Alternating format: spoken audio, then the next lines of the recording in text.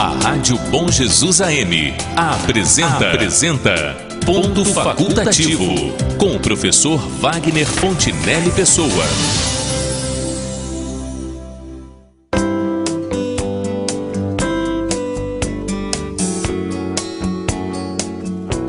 Bom dia, senhoras e senhores ouvintes da Rádio Bom Jesus e internautas que nos acompanham pelo aplicativo da emissora para dispositivos móveis e pelo nosso canal no YouTube em Rádio Bom Jesus RJ. A questão escolhida para hoje é a seguinte: o romantismo está se acabando ou apenas assumindo novas formas nas sociedades modernas? Na proximidade do Dia dos Namorados, do qual nos encontramos há menos de uma semana, os casados, namorados, companheiros ou amantes, com as exceções que invariavelmente confirmam a regra, acabam entrando naquele clima romântico que é o nirvana, o Xanadu, a terra prometida dos que se querem bem. A origem dessa data comemorativa é algo incerto e a sua narrativa mistura elementos de história e fantasia. Consta que tudo começou quando o imperador romano Cláudius proibiu o casamento entre jovens, porque casando-se muito cedo, os homens não se interessavam por ingressar nas legiões de Roma. Insatisfeito com a proibição, o bispo Valentino, posteriormente chamado de São Valentino, desafiou a proibição do soberano e secretamente continuou a realizar casamentos entre jovens, mancebos e donzelas. Descoberto, foi preso, condenado à morte e decapitado no dia 14 de fevereiro. Vem daí, e nessa data, a comemoração do Valentine's Day, que corresponde ao Dia dos Namorados nos Estados Unidos e em alguns outros países. No Brasil, contudo, essa comemoração é feita no dia 12 de junho, basicamente por dois motivos. Porque é a véspera do dia de Santo Antônio, tido como um santo casamenteiro, mas antes disso, pela sugestão dos comerciantes, já que junho, pela falta de alguma data comemorativa importante, costumava ser um mês de poucas vendas. Mesmo assim, os presentes trocados entre os namorados em todos os estágios vêm reduzindo a sua importância com o passar do tempo, não só por razões financeiras, como pelas transformações que o relacionamento entre as pessoas está sofrendo. Por onde andará o romantismo de outros tempos? As pessoas estão perdendo a capacidade de serem românticas ou o romantismo, na verdade, não é bem isso que a maioria supõe? O romantismo é uma característica do comportamento humano ou uma forma de entender o mundo e a vida? Existe alguma relação entre amar e ser romântico? Todas essas questões sobre as quais conversaremos a partir de agora. E para a conversa de hoje, recebemos na bancada de entrevistas aqui da rádio uma educadora e estudiosa do nosso idioma que nos ajudará a compreender a origem e o significado do romantismo, que é o tema dessa terça-feira aqui no Ponto Facultativo. Ela é licenciada em Letras, pós-graduada em Estudos Linguísticos e Literários, mestre em língua portuguesa e membro efetivo do ILA, o Instituto de Letras e Artes, Dr. José Ronaldo do Canto Cirilo. Estou me referindo à professora e mestre Maria Margarete Salvati Brasil. E no comando do show da manhã, o meu amigo Alexander Sullivan. Bom dia, minha cara professora Margarete, é um prazer tê-la como convidada aqui no Ponto Facultativo. Ainda mais para conversar sobre um tema que nos dias atuais parece estar ocupando mais os corações e mentes dos poetas, dos escritores e literatos. Seja muito bem-vinda e obrigado por aceitar o meu convite. Bom dia, professor. Bom dia aos ouvintes da Rádio Bom Jesus e aos nossos internautas. É com muito prazer que eu mantenho e confirmo essa conversa que a gente vai ter hoje e em desenvolver essa temática que é muito importante. E fico honrada pelo convite, espero atender as expectativas dos nossos ouvintes. Com certeza atenderá. Muito obrigado. Professor, nós vamos trabalhar o programa de hoje para esclarecer aos nossos internautas a partir de 4 tópicos, né? Um dos quais nós vamos fazer um tratamento sobre o romantismo e os românticos. Nos outros 2 tópicos nós vamos conversar sobre as características do romantismo. E, por último, nós vamos falar de uma coisa que vem atormentando as pessoas, notadamente as mulheres, mas que é também um tópico da nossa provocação inicial para esse programa, que é o fim do amor romântico. Para isso, professora, nós vamos nos socorrer de áudios que nós selecionamos, né? E os 3 primeiros tirados de uma palestra de um professor muito didático, muito interessante, que é o professor Steller, né, que fala sobre o romantismo com muita fluência, e por último de uma psicanalista, que é a psicanalista Maria Lúcia Homem, que é exatamente sobre esse final, essa decadência do amor romântico. Com certeza. Meu amigo Suleiman, vamos ouvir o primeiro áudio, por gentileza. Vamos lembrar o seguinte: hoje ainda a gente utiliza o termo romantismo, a gente utiliza o termo romântico, por exemplo, para caracterizar, para qualificar alguém. Quando você diz que fulano é romântico, o que você está querendo dizer? Quando o Lulu Santos diz lá, talvez eu seja o último romântico, naquela sua famosa música, o que ele está querendo dizer de si? O que caracteriza uma pessoa romântica nos dias de hoje? Quando eu digo que alguém é romântico, eu estou querendo dizer que essa pessoa é emotiva, eu estou querendo dizer que essa pessoa é passional, eu estou querendo dizer que essa pessoa tem uma sensibilidade mais à flor da pele, eu estou querendo dizer que ela é mais idealista, que ela é mais sonhadora, não é isso? E realista, quando eu digo que uma pessoa é mais realista, eu estou querendo dizer o contrário, o oposto, se você observar. Uma pessoa realista é uma pessoa mais racional, é uma pessoa mais fria, é uma pessoa que filtra a realidade de uma maneira mais objetiva, é uma pessoa mais centrada, mais pé no chão, como a gente fala, não é isso? Mais crítica, mais cética, mais questionadora.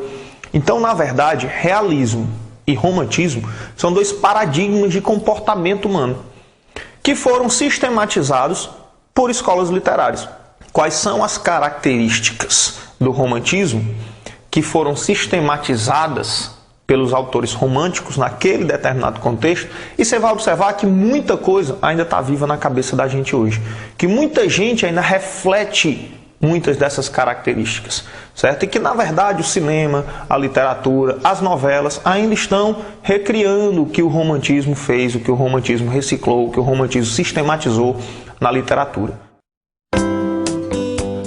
Essa primeira parte, ela nos permite conversar exatamente sobre essa ideia que muitas pessoas têm daquilo que se chama de romantismo ou das pessoas românticas.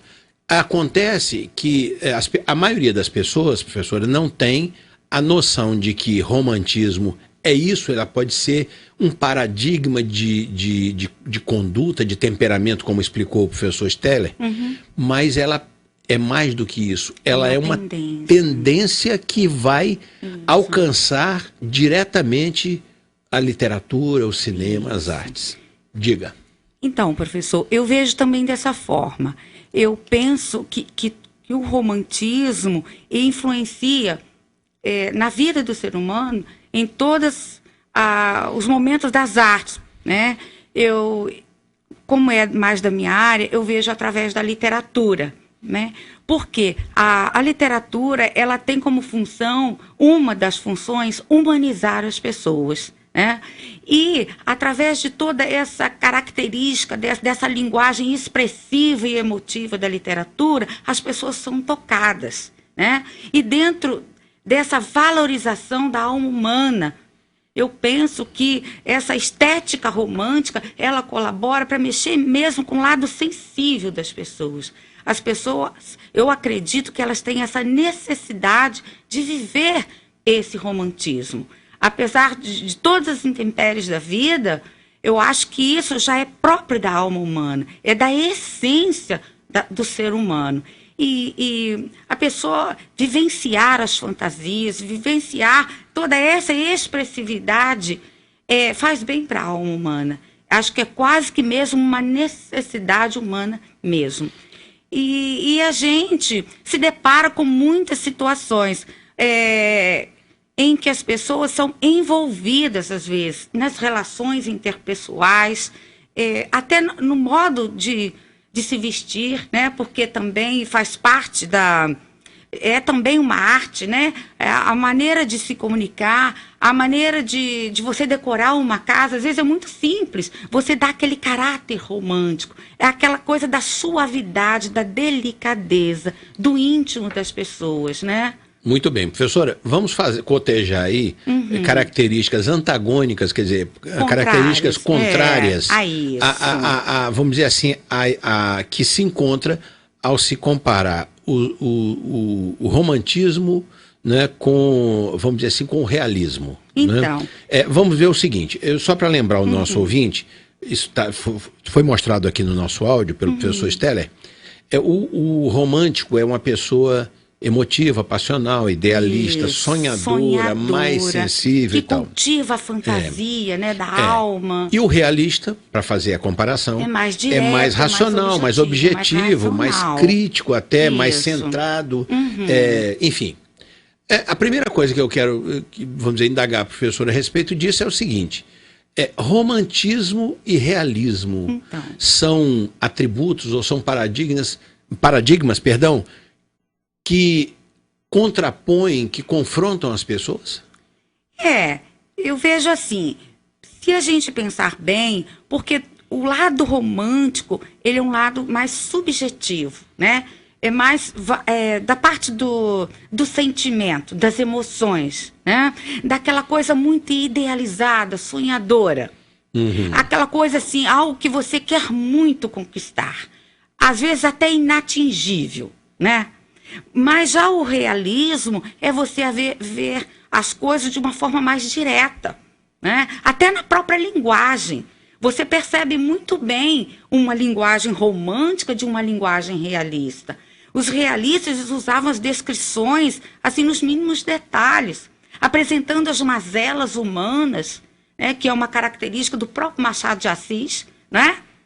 Ele tinha uma característica de, às vezes, dialogava muito com o leitor e nesse diálogo ele mostrava mesmo as características bem peculiares das pessoas, mas sem muita idealização. É diferente dos escritores românticos. Então, são paradigmas diferentes. Eu penso, sim, na minha opinião, só são aproveitar diferentes. aqui, sem entrar no estudo da literatura, até porque não é minha E também área. ainda tem no segundo bloco. É o seguinte, o Machado de Assis, que eu sou um leitor, vamos dizer assim, fã ardoroso do Machado de Assis, o Machado de Assis, ele tinha uma capacidade de descrever o personagem, não só descrevendo, mas reduzindo o personagem à descrição das suas mazelas. Das suas mazelas. Machado de Assis, ele tinha uma facilidade de depreciar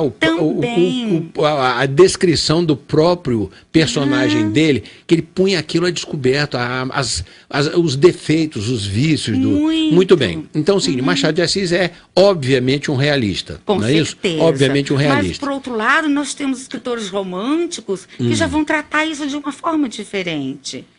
Sim. Agora, vamos só lembrar aqui para o nosso ouvinte. O romantismo, ele é carregado de uma coisa que a gente chama de subjetivismo. Com certeza. Não é? E o realismo, ele é de objetivismo. Já é o oposto, não é? Por exemplo, o romântico, o realista, ele diz assim, eu conheci uma moça, ela tem 1,76 m, ela tem 58 quilos, ela tem cabelos louros ou cabelos castanhos, olhos azuis ou verdes, seja lá o que for. Tal. Isso é uma descrição objetiva. Os olhos de ressaca de Capitu. Os olhos de ressaca de Capitu. Essa é uma descrição objetiva.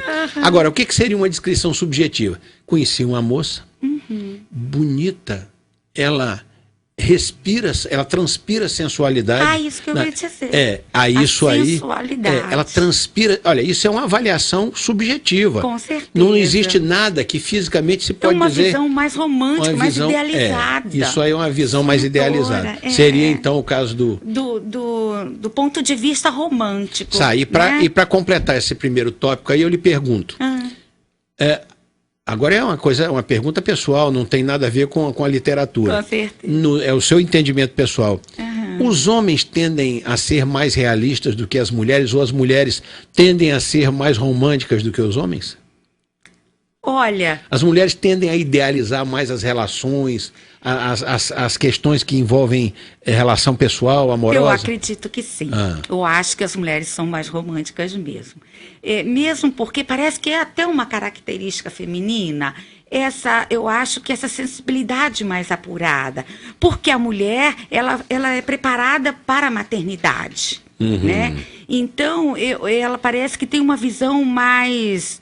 emotiva do mundo à sua volta, porque a maternidade é algo muito sublime também. E para se vivenciar essa maternidade, a mulher se prepara psicologicamente e dá a impressão que ela busca essa sensibilidade que mais apurada. Ela busca ou ela exercita? Exercita, no caso, né? Ela exercita. Isso está nela ou é algo que ela adquire? Não, eu acredito que está nas mulheres. Muito bem, Diga, pode dizer, conclua. Eu sou mãe, né? Eu criei uma família com 4 filhos e eu vivi muito bem isso. Eu tive sempre essa visão muito romântica em relação à própria relação a dois e em relação à vida também. Porque essa é uma queixa que frequentemente as mulheres fazem, né? Eu sou mais romântica do que você é muito realista, mas colocam isso de uma forma meio ofensiva, como se ser realista fosse um defeito do ser, né? Mas não é assim. É porque os homens parece que se apresentam de forma mais direta. Mais objetiva. Né? Mais objetiva em suas tomadas de decisões, em suas escolhas. Não sei por que se a minha forma de ver as coisas. Professor, até porque alguém precisa resolver os problemas da casa. Com certeza, mas isso não... Alguém tem que trocar a lâmpada, consertar a torneira, né? Alguém tem que estar postos ali para as tomadas de decisões. Não dá para fazer isso com romantismo. Não é? Com tanto romantismo assim. Nós vamos aqui rapidamente para o segundo áudio, que vai começar a tratar conosco das características do romantismo e dos românticos. Ótimo. O romantismo é um movimento revolucionário também.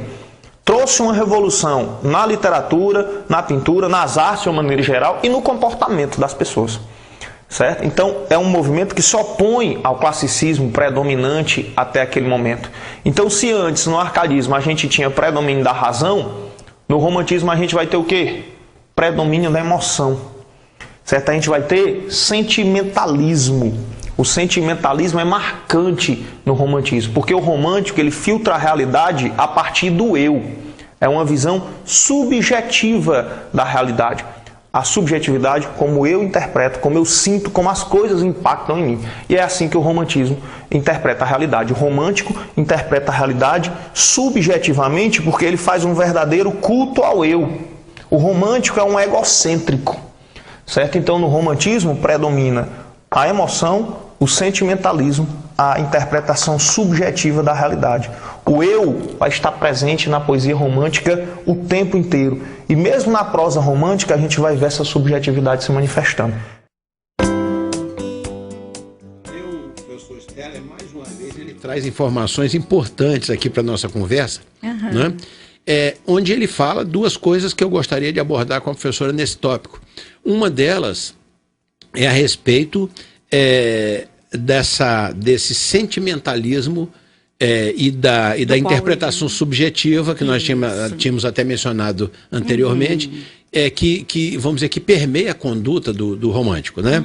Agora, uma outra coisa é o seguinte: essa é a parte crucial desse pedaço aí do áudio que a gente ouviu. O romântico, ele filtra, eu estou repetindo, filtra a realidade a partir do eu. Ele é essencialmente um egocêntrico. Né? Me parece que, posto dessa maneira, né, não há uma boa dose aí de egocentrismo nos românticos, por onde se justifica no relacionamento humano que os românticos sempre se coloquem na posição de parte incompreendida. Na verdade, eles é que são egocêntricos. Como é que a senhora nos explicaria, vamos dizer assim, essa postura egocêntrica e ao mesmo tempo dizer assim, você não me entende, né? Ou como diz assim, você é uma pessoa fria, eu que sou uma pessoa passional, apaixonada e tal. Como é que se explica quando, na verdade, quer dizer, o romântico, a partir da própria teoria literária, a gente está entendendo isso. Ele quer que o mundo gire a partir do seu ponto de vista, do seu umbigo. Como é que se coteja, como é que se estabelece o elo entre uma coisa e outra? Olha, eu vou começar falando, sem me estender muito, como surgiu a ideia do romantismo para a gente chegar a isso aí. Veja bem, o romantismo surgiu em oposição ao neoclassicismo, que seria o arcadismo, que era uma forma muito arcaica, muito clássica. Então, em oposição a isso, os românticos resolveram dar voz a eles mesmos, sabe? De visualizar todas as questões sociais de uma forma mais sentimentalista, mais subjetiva. Então, a gente observa, por exemplo, tanto que aqui no Brasil, olha só o tema da primeira composição poética, né, que elevou o Brasil à característica do romantismo propriamente dito aqui no Brasil, que seria a poesia de Gonçalves de Magalhães, Suspiros Poéticos e Saudades. O Gonçalves de Magalhães é considerado o primeiro romântico, o primeiro poeta romântico brasileiro. Da literatura brasileira. Então, a partir dele, muitos seguido outros... por Gonçalves Dias. Também. Aí eu ia citar Gonçalves Dias, Minha terra tem palmeiras onde canta o sabiá. Quando o áudio diz ali, essa expressão muito forte do eu, olha, minha terra. Então, em primeira pessoa. Então, você vê que todo o sentimentalismo está colocado ali. Então, os românticos falavam de infância, de saudade. Que saudades que eu tenho da aurora da minha vida, não é? Da minha infância querida, que os anos não trazem mais, Casimiro de Abreu. Casimiro de Abreu. Então, essa expressão dessa lírica amorosa e romântica é muito forte. Então, eu acredito que isso vem perpassando já de uma necessidade de se escapar de temas assim... como vamos dizer, desse academicismo, dessa coisa muito formal, dá uma oportunidade de um maior relaxamento, sabe? De um alimento para a alma humana, sabe? E daí que surgiu toda essa estética romântica. Sim, e a minha pergunta, eu volto a ela, Volta. Além desse egocentrismo que está caracterizado, a professora está dando os exemplos aí, para todos nós compreendermos, existe uma boa dose de egoísmo aí, não? Também. Mas isso aí eu acredito que seja pelo momento político, histórico, político e social das produções. Tá? Porque a literatura ela caminha lado a lado com a política. Tudo que é produzido, ela tem uma fundamentação histórica, político-social envolvida naquele momento, naquela estética. Né? Então, eu acredito que esse egoísmo, esse eu, é porque você já está cansado de só pensar no outro, dar importância ao que os outros pensam, entende? Então, você se coloca, você se propõe, né, a se expor e dizer, eu também tenho voz, eu também tenho sentimento e eu quero expressá-los. Muito bem, nós vamos fazer um rápido intervalo para os nossos comerciais e voltaremos já já com essa nossa conversa, está muito interessante. A Rádio Bom Jesus AM está apresentando Ponto Facultativo com o professor Wagner Fontinelli Pessoa. Voltamos a apresentar Ponto Facultativo com o professor Wagner Fontinelli Pessoa.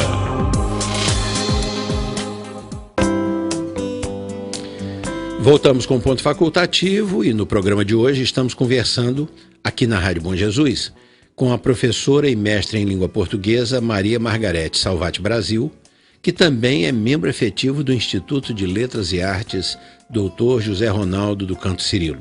E nesta terça-feira, última que temos antes do Dia dos Namorados, de 2017, o nosso assunto é o romantismo, seu significado, sua origem e suas transformações. Professora, nós estávamos conversando, vamos dizer assim, a respeito das características do romantismo, né? E eu agora vou chamar mais um trecho do áudio do professor Roberto Steller, né? Onde ele continua falando das características para a gente conversar sobre isso. O romântico, por ser extremamente emotivo, por interpretar subjetivamente a realidade, ele tinha um pacote de valores e princípios que ele idealizava. E ele não encontrava esses valores refletidos na sociedade. E o fato de ele não encontrar os valores que ele internalizou refletidos na sociedade gera uma onda de pessimismo. Óbvio, se você é um cara racional, se você é um cara mais frio, se você tem uma visão mais objetiva da realidade e tem uma visão pessimista, o que acontece? Em geral, você é crítico, você é cético, você é questionador, é até revoltado. Agora, se você é egocêntrico, emotivo, sentimental e tem uma visão pessimista da existência, o resultado disso é o quê? Escapismo. Fuga da realidade, é o famoso desejo de evasão. Então o romântico quer fugir daquela realidade que lhe oprime, quer fugir daquela realidade que lhe sufoca, certo? E aí ele vai procurar pontos de fuga. E o romântico vai encontrar diversos pontos de fuga. Ele vai encontrar, por exemplo, o ópio, a bebida, né? A droga, o vício. Sempre a bebida, o ópio, o vício, enfim, esse tipo de coisa serviu como, né, vou beber para esquecer. Levei um fora, dor de cotovelo, vou beber para esquecer. Mas nós vamos colocar aqui só os lícitos, né? Então o romântico foge para o sonho e para a fantasia. O romântico foge para o passado, que pode ser o passado histórico, pode ser a infância. O romântico foge para a natureza e o romântico tem a fuga final, que é a morte. Professora, essa parte eu acho interessantíssima da explanação do professor Steller, porque ele faz um retrato, vamos dizer assim, primoroso, para quem conhece pouco sobre o assunto, ele faz um retrato primoroso do que é o romântico. O romântico, né, ao contrário do que muita gente pode imaginar, que é aquele sonhador, aquela pessoa apaixonada, o romântico tem uma série de problemas, né? Por exemplo, o realista, ele, como ele bem explicou, ele reage à frustração, vamos dizer, assumindo uma postura crítica. Uhum. O romântico, ele reage, às vezes, assumindo uma postura de escapista ou depressiva, né? Também. Depressiva, né? Diga lá. Então, a gente, tomando como base a literatura, nos romances que a gente tem acesso, né, do século XIX, a gente observa essas características muito nítidas. Por quê? Porque as personagens, elas vivem momentos assim, de muito... Como que eu vou dizer? Ela quer tanto aquilo que se sofre por amor, né? Chegando até final trágico. É até uma inspiração no Romeu e Julieta de Shakespeare, né? Os românticos se Os romances trágicos... quer dizer, a literatura que traz histórias trágicas, ela é sempre escrita por românticos, né? Claro que tem os romances policiais, aí já é outra área. Não, aí é outro tipo de tragédia. Assim, que na prosa romântica, o que a gente verifica é muito essa questão da busca desse final trágico. E quando tem um final feliz, a pessoa já sofreu tanto por aquele amor, para conquistar aquilo, que nem sabe, às vezes, valorizar aquela conquista, pelo sofrimento por qual perpassaram durante a situação vivida, né? Então, a gente vê também muitas frustrações amorosas, né? E essa questão que ele falou, não sei se o professor pode me fazer lembrar. Ele falou sobre o escapismo. E falou dos pontos de fuga. De fuga. Ponto de fuga. Então, aí ele citou o sonho, a fantasia, o passado, e aí ele divide o passado entre o passado histórico e o passado da sua própria infância.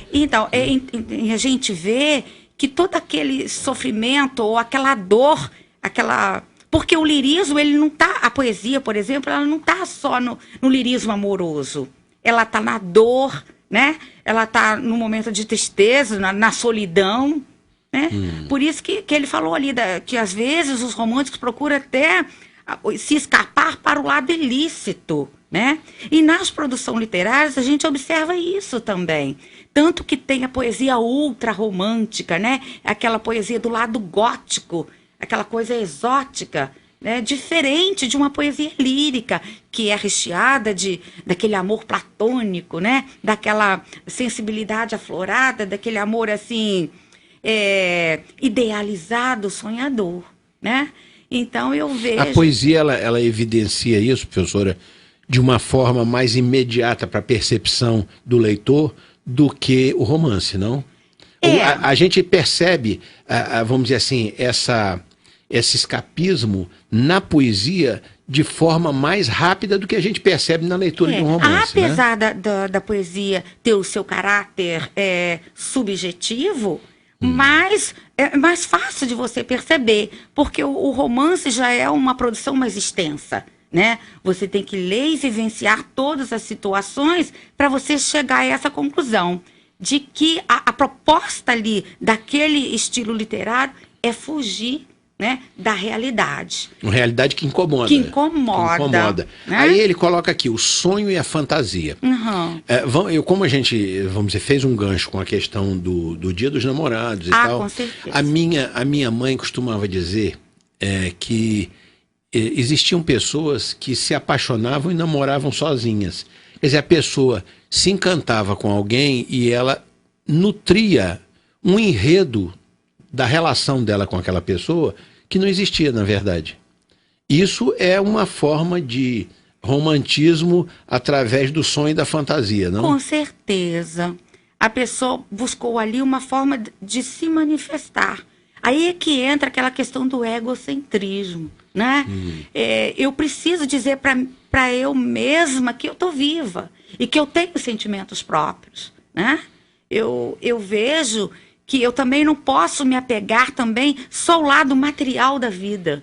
Eu tenho necessidade, isso é uma característica humana. Eu tenho necessidade de viver os sonhos, a fantasia. Tá bom, mas o romântico, ele não está fundamentalmente vivendo só o sonho e a fantasia, não? Se a gente olhar, né? Porque a professora está dizendo assim, eu não posso viver só a dura realidade da vida. Eu tenho que trazer algum alento para minha alma. Para minha alma. Agora, o romântico, ele não tende a viver exclusivamente o sonho e a fantasia, eu não? acredito nas suas formas de manifestação, tá? Porque todo ser humano, ele tem algumas preocupações. Mas eu digo assim, todo mundo tem esse lado romântico. Eu falo do lado romântico, é aquela questão da pessoa se manifestar como romântico, né? Por exemplo, eu gosto desse lacinho aqui da minha blusa. Isso aqui é um estilo romântico, não é? Sim. Então, é uma manifestação. Isso é meu, é pessoal. Isso pode se manifestar no vestuário. Pode numa música, na preferência musical. Na maneira de você organizar algo na sua casa, do seu cantinho de estudar ali, ou uma poltrona que você coloca diferenciada, é uma forma romântica. Você dá um caráter romântico A às decoração coisas. feita com objetos antigos e tal, isso é uma manifestação... Uma manifestação romântica também. Mas isso aí tem que ser pessoal, não tem?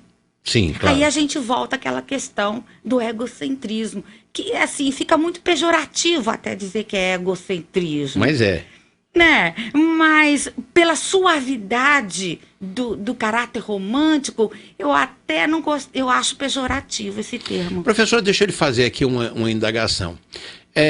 O romântico, e isso decorre das suas observações agora, o romântico, ele às vezes, ele é escancaradamente romântico, e outras vezes ele é um romântico um pouco disfarçado. Disfarçado. Existe isso. Eu acho que Tem uma história, professora, que eu já li num dos biógrafos do Olavo Bilac. O pai do Olavo Bilac ficou muito indignado, ficou muito ressentido quando ele abandonou o curso de medicina e foi se dedicar às letras e tal, uma vida algo boêmia que ele tinha, que era típica da geração dele e tal. E diz que ele então não falou mais com o filho e que o filho, para ver a mãe, ele ia escondido à casa da mãe para vê-la. Isso é uma história que eu considero ao mesmo tempo trágica e emocionante, né?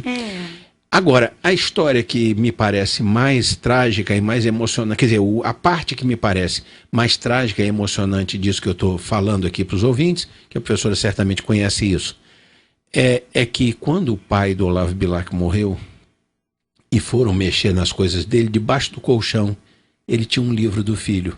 Ele nunca aceitou que o filho tivesse deixado o curso de medicina para ser um poeta, ser um literato. Mas ele lia escondido o trabalho do filho. Ele poderia ser, nesse caso, um romântico desses contidos, não? Com certeza. Não? E que não queria dar o braço a torcer. Queria dar o braço a torcer. Tem muito romântico que não quer, acha que é da parte de fraco ser romântico, né? E às vezes tem vergonha de se manifestar. Tá certo. Né? E a gente vai falar isso quando nós formos tocar nos românticos atuais, tá? Pois já que a senhora professora falou nos românticos atuais, nós vamos chamar o nosso quarto áudio, que agora é da professora, da psicanalista Maria Lúcia Homem, e a abordagem dela, professora, é exatamente sobre o fim do amor romântico. Ela acha que ele é fadado a desaparecer e ela diz por quê. Por favor, Sullivan.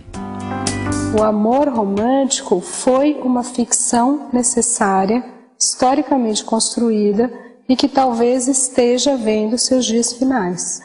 Paradoxalmente, o amor é um campo onde a gente pode estudar e aprender mais e conhecer a nossa própria cultura, porque as coisas não estão indo muito bem. Então tem sofrimentos, tem angústias que talvez sempre existiram, mas as grandes instituições, elas preservavam. Então o seu casamento é esse, ele é até que a morte o separe, ponto.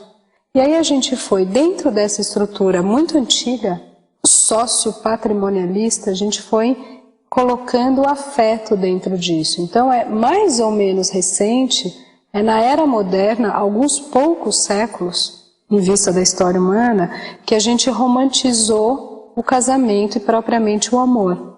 Então a gente quebra o interesse pragmático por um lado e a gente diz, você pode gostar de viver com uma pessoa, você pode se sentir bem, você pode ter um afeto ao viver junto com o outro. A partir daí a gente já mudou para você tem que amar alguém para casar. Então hoje a gente não se sente bem casando por interesse, a gente até tem essa expressão, né? Casar por interesse, a gente fez a ideia do amor romântico. No entanto, o que a gente vê hoje? Que isso não funciona. Que simplesmente, porque a gente está num outro paradigma de relação, que eu chamaria de um amor em desencanto. Então eu diria que as relações afetivas, elas necessariamente estão fadadas ao fracasso. Por quê? Por causa dessa diferença radical, é alteridade pura. Para isso não acontecer, ponto de partida, premissa primeira, você tem que saber disso. 2, eu tenho que estar disposto a olhar o outro, a ver, a poder ver. E terceiro e último ponto, eu diria que é, ainda assim, podendo olhar e trabalhar em prol disso, desse conhecimento mútuo, poder se revelar, poder se conhecer para você mesmo, poder suportar a frustração de se ver diferente do que você imaginava que você mesmo era. Então, uma relação no seu radical, ela lida com autoconhecimento. Então, o outro é o espelho, no melhor sentido do termo, mas o espelho que te devolve não o seu ideal, não necessariamente o que você acha que você é, ou o que você gostaria de ser, ou aquilo que você consecutivamente se esforça em parecer. Professora, eu gostaria de observar inicialmente que a psicanalista Maria Lúcia Homem, ela não é uma romântica. Ela está sendo bem realista, bem precisa, bem objetiva na análise dela da questão do amor romântico. Mas alguns pontos aqui que eu gostaria de chamar a atenção sobre o que ela diz, né? É o seguinte, eu vou fazer a síntese aqui, o nosso ouvinte acompanhou e nós acompanhamos aqui no estúdio. O que ela diz é que o casamento foi estabelecido antes como uma relação, digamos assim, de certa forma, uma relação sociopatrimonial. Os casamentos eram arranjados, a gente sabe disso, eram arranjados. Reis casavam por casamentos arranjados, nobres casavam, aristocratas casavam, proprietários, grandes proprietários casavam seus filhos. É o filho do fazendeiro com a filha do fazendeiro, e isso se estendeu também lá para a burguesia, lá para a classe média e tal. Casava, casamento arranjado. É filho do meu compadre. A menina tinha 1 ano, o menino tinha 3, dizia assim, vão casar, ficava combinado nas famílias. E era um motivo de constrangimento quando, depois de adultos, ou de quase adultos, aqueles jovens, aquelas crianças que se tornaram adultas, resolviam que eles não queriam casar com aquelas pessoas. Era um problema enorme, porque havia um compromisso de família. Depois, foi... E é o seguinte, feliz ou infeliz, né? Eles ficavam casados porque tinha aquele princípio, ela fala em instituições, ela não se refere à igreja, não, mas ela está se referindo ao casamento. Hein? Ela diz assim, porque as instituições, né? Como é que ela diz? Porque pela força de dogmas e princípios que as instituições preservavam. Na verdade é o seguinte, ali era a igreja que dizia, o que Deus uniu, o homem não separa, até que a morte o separe e tudo mais. Muito bem. Depois veio, aí você casava infeliz ou feliz, você continuava casado porque havia um dogma, um princípio, que era imposto pela religião, de que o casamento era para sempre. Depois veio essa ideia de que não era só uma relação sócio-patrimonial. Não. Era deveria mais, né? envolver sentimento. Você deve gostar de alguém para poder casar. E aí eu me lembro agora, professor, de um conto do Machado de Assis, que, se não me engano, chama-se Casa Grande ou coisa que o valha, que ele diz, o título do conto eu não me lembro, que ele conta uma história de um filho de um capataz, filho do fazendeiro, com a filha do capataz da fazenda, era pessoa de confiança, mas se apaixonam. Foram criados juntos, se apaixonam. E as famílias, obviamente, não queriam, a mãe do rapaz não queria, porque achava que ela estava abaixo socialmente dele, e acaba arranjando para ele o casamento com a filha de um outro fazendeiro, e para ela ele providencia um casamento, ela era madrinha da menina, providencia um casamento também com alguém que ela considerava do nível da pessoa. E o Machado de Assis finaliza esse conto de uma maneira que eu considero absolutamente genial do ponto de vista literário. Ele termina com uma frase que é mais ou menos assim: se foram felizes eu não sei, mas foram honestos, e basta. Então, a concepção era essa, a honestidade, a dignidade, a manutenção do casamento era mais importante do que a felicidade. Com certeza. Não é? Então, tudo isso para lhe perguntar o seguinte... Essa ideia romantizada de que é atual, que é de um tempo posterior a esse que eu estou falando, de que a gente deve amar para casar ou deve casar com quem a gente ama, né? É isto aí que a psicanalista está dizendo que isso é uma coisa em extinção. Qual é a sua opinião? Eu, antes de vir para cá, ontem abri essa discussão com os meus alunos numa turma de 3º ano do ensino médio. Então, isso aí, eu penso que há controvérsias, né? Porque a humanidade já passou por muitas mudanças, né? E por períodos, assim, bem confusos. E há sempre um caminho. Eu acredito que há sempre um caminho. E a prova disso que a humanidade segue em desenvolvimento, e estamos aí com desenvolvimento tecnológico. Então, eu acho que do ponto de vista também amoroso, eu acho que, apesar de todas as dificuldades, porque hoje nós estamos vivendo numa modernidade líquida, né? Citando Bauman, que é aquele sociólogo polonês, não sei se o seu professor... Não tenho conhecimento a discussão do Bauman, não que conheço é, a discussão dele. muito presente hoje. E ele fala dessa modernidade líquida em que tudo se esvai com muita facilidade. Há um caráter muito efêmero nas relações interpessoais, né?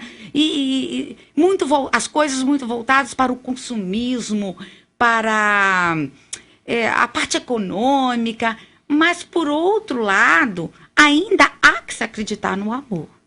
tá?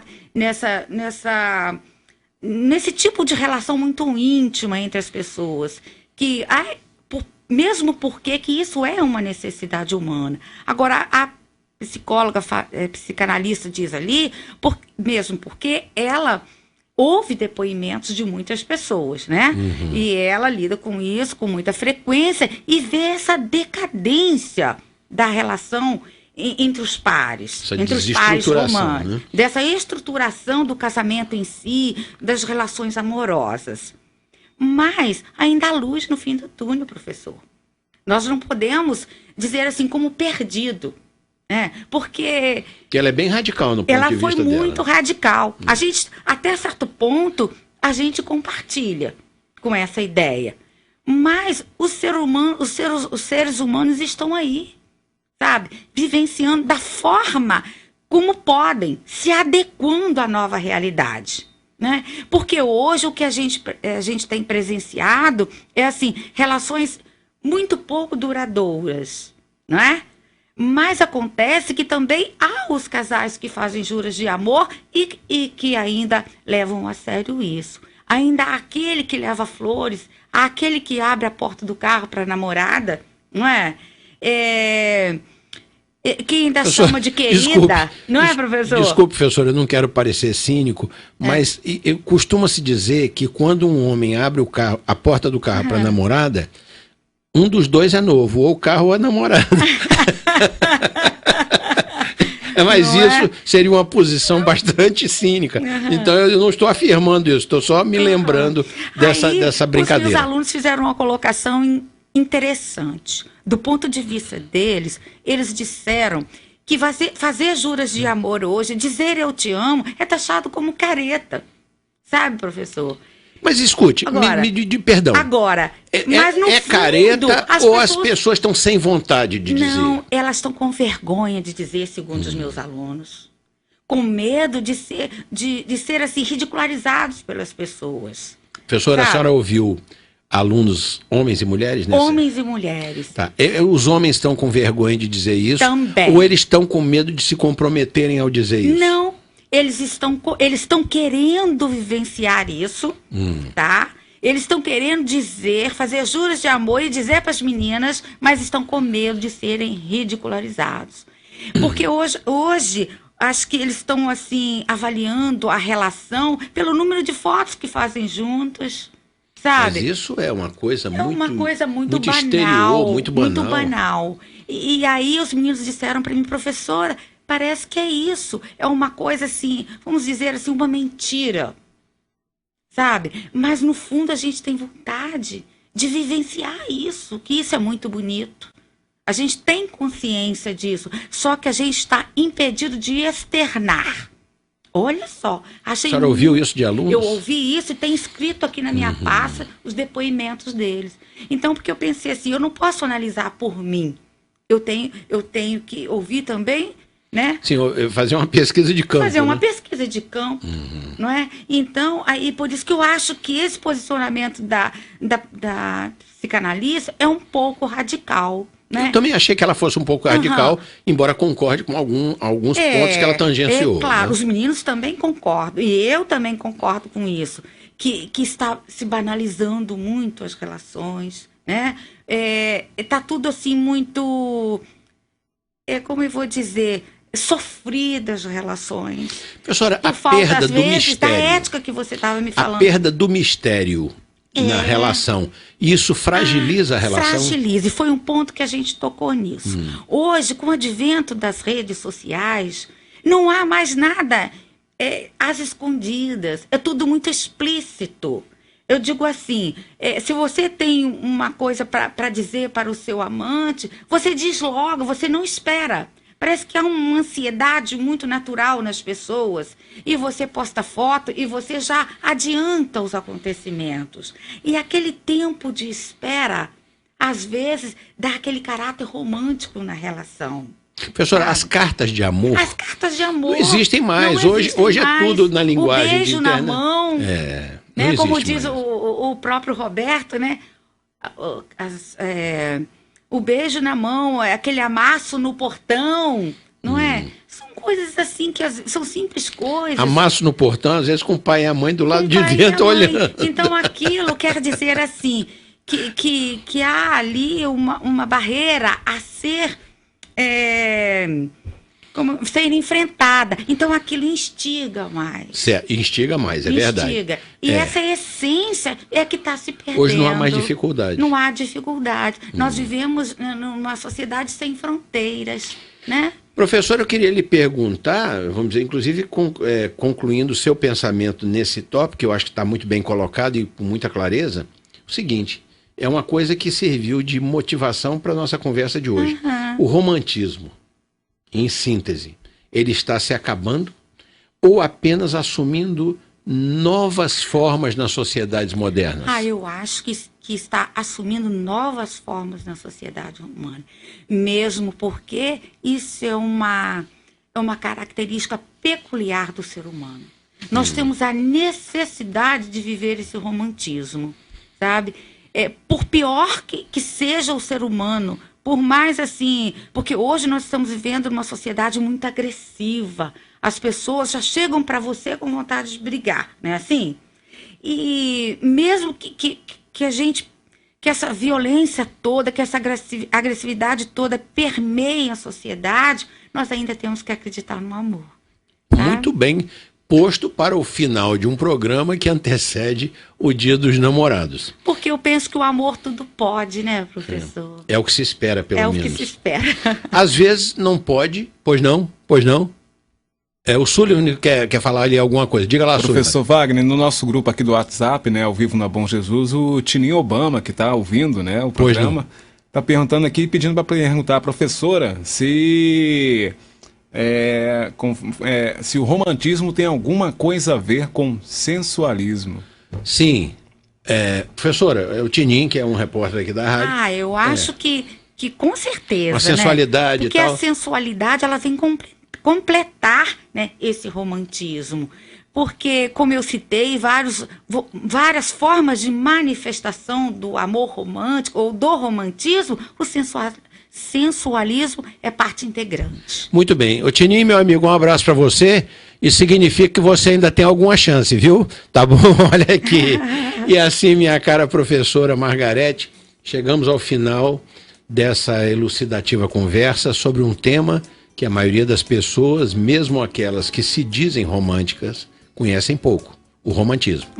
Quero agradecer por sua presença no programa de hoje a professora e mestre em língua portuguesa, que também é um especialista em estudos linguísticos e literários, além de ser membro efetivo do Instituto de Letras e Artes, Dr. José Ronaldo do Canto Cirilo, a professora Maria Margarete Salvati Brasil. Do mesmo modo que agradeço ao público ouvinte por sua sempre imprescindível audiência. Professora Margarete, o microfone da Rádio Bom Jesus encontra-se à disposição para sua despedida. Muito bem, professor. Agradeço muito pela oportunidade.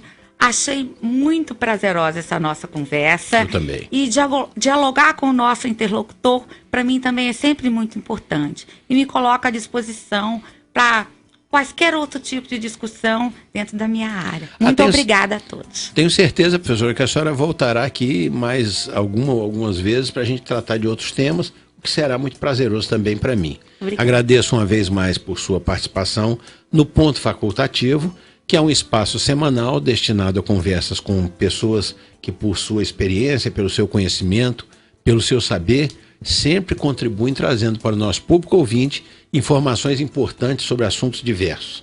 Um abraço para os parceiros desta emissora e ficam os senhores ouvintes agora com o prosseguimento do Show da Manhã com o meu amigo Alexander Sullivan. Eu sou o Wagner Fontinelli Pessoa e esta é a Rádio Bom Jesus. Até a próxima semana, neste mesmo horário, e tenham todos um bom dia. A Rádio Bom Jesus apresentou Programa Ponto Facultativo com o professor Wagner Fontinelli Pessoa.